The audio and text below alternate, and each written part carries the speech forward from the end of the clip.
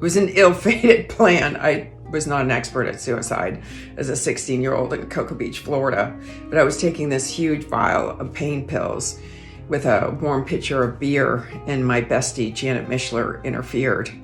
And I was determined, but you know what? Janet's stubborn, and she was way stronger than me back then.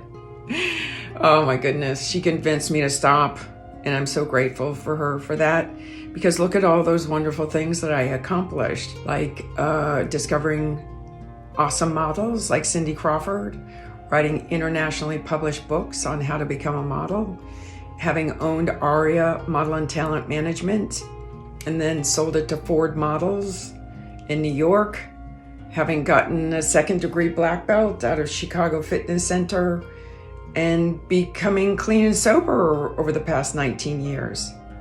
Had I executed that plan, none of that would have happened. I know that I've influenced thousands of people worldwide with everything that I've accomplished. So if you're struggling with suicide, because I know you're out there, please call your bestie or call a suicide hotline. Call someone, do something. We have to fight our demons. Don't let them win.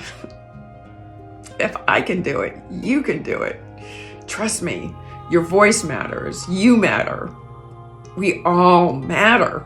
Please hang on. You never know when the magic is going to happen.